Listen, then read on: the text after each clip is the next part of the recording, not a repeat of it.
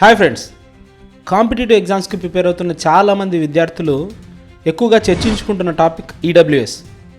2019లో 103 చట్ట సవరణ ద్వారా కేంద్ర ప్రభుత్వం ఈ రిజర్వేషన్ను ప్రవేశపెట్టింది. 2022లో సుప్రీంకోర్టు ఈ రిజర్వేషన్కు అనుకూలంగా తీర్పునిచ్చింది. ఈడబ్ల్యూఎస్ అంటే ఎకనామికలీ వీకర్ సెక్షన్, ఆర్థికంగా వెనుకబడిన సమూహం అని అర్థం.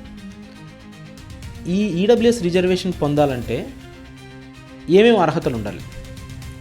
మొదటిది, సంవత్సర ఆదాయం 8 లక్షల లోపు ఉండాలి. రెండోది, 5 ఎకరాల లోపు వ్యవసాయ భూమి,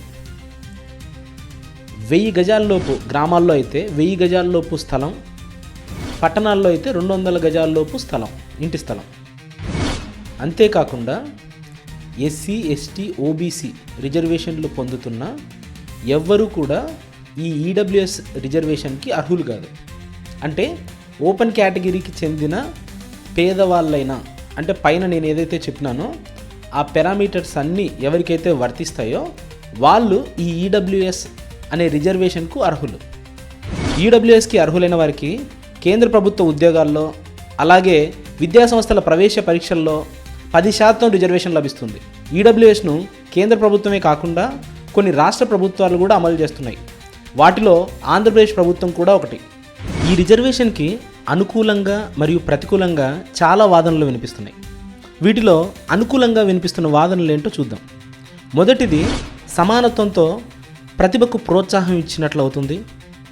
రెండవది, పేదలందరికీ అవకాశం ఇచ్చినట్లు అవుతుంది.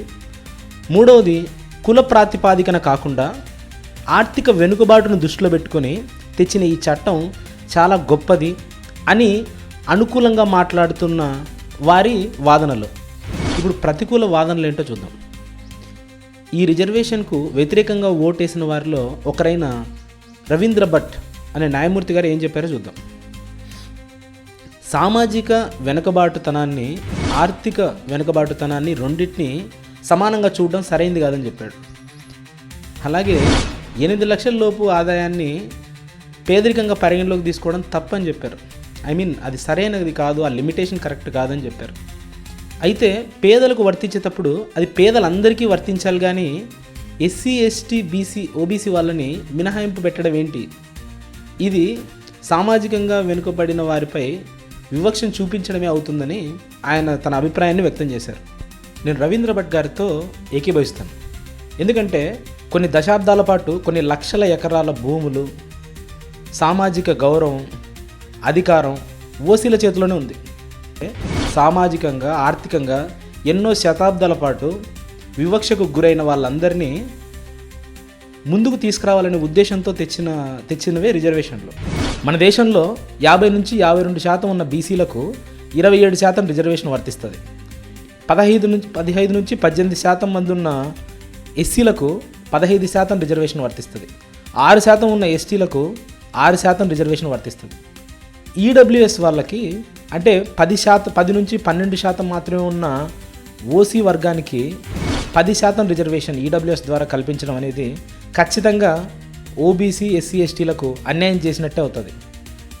ఈ రీసెంట్గా ఆంధ్రప్రదేశ్లో జరిగిన కానిస్టేబుల్ ఎగ్జామ్లలో కొన్ని జిల్లాల్లో ఎస్సీ విద్యార్థికి ఉండాల్సిన కట్ ఆఫ్ కన్నా కూడా ఈడబ్ల్యూఎస్ విద్యార్థికి ఉన్న కట్ ఆఫ్ తక్కువగా ఉంది. ఇది నిజంగా సామాజిక వివక్షతను మరింత పెంచేదిగా మారుతుంది. ఆర్థిక వెనుకబాటుతనం అనేది సామాజిక వెనుకబాటుతనం కన్నా ఎప్పుడూ సమానం కాలేదు. మీరే ఒకసారి మీ ఊర్లలో చూడండి, ఎన్నో ఏళ్ళుగా రిజర్వేషన్లు వస్తున్నాయి, అయినా వీళ్ళు వెనుకబాటుతనంతోనే ఉన్నారు. ఈ రిజర్వేషన్లు తీసేయాలని వాదించే ఓసీలు చాలామంది మీకు కనిపిస్తూ ఉంటారు. నిజంగా ఏ ఉద్దేశంతో అయితే ఈ రిజర్వేషన్లు తీసుకొచ్చారో ఆ ఉద్దేశం నిజంగా సఫలీకృతం అయిందా? అంటే వెనుకబాటుతనం మన సమాజంలో పోయిందా? ఇప్పటికీ కొన్ని ఊర్లలో గుళ్ళల్లోకి కొంత ఎస్సీ, ఎస్టీకి అర్హత ఉండదు ప్రవేశానికి. అయితే నా ఉద్దేశం ఓసీలలో వెనుకబడిన వాళ్ళని పూర్తిగా ప్రభుత్వం పట్టించుకోకూడదని కాదు నా ఉద్దేశం. వాళ్ళని పట్టించుకోవచ్చు, కానీ 10% రిజర్వేషన్ అనేది ఓబీసీ, ఎస్సీలకు, ఎస్టీలకు అన్యాయం చేసినట్టు కాదా? మీరు ఒకసారి ఆలోచించాలనేది నా ఉద్దేశం.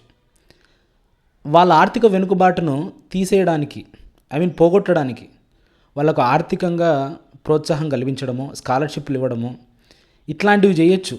రిజర్వేషన్ కూడా 10% కాకుండా ఒక ఆలోచించి తక్కువగా ఇవ్వడము.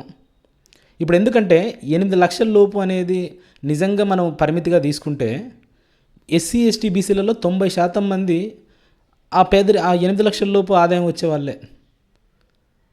అంతే కదా మరి వాళ్ళని కూడా అర్హులుగా తీసుకురావాల్సిందే. వాళ్ళు కూడా ఈడబ్ల్యూఎస్కి అర్హులు కావాల్సిందే. వాళ్ళని అర్హులు కాకుండా చేయడం అనేదే నిజంగా ఈ చట్టం గురించి, ఈ రిజర్వేషన్ గురించి ఆలోచనలు రేకెత్తడానికి కారణమవుతా ఉంది.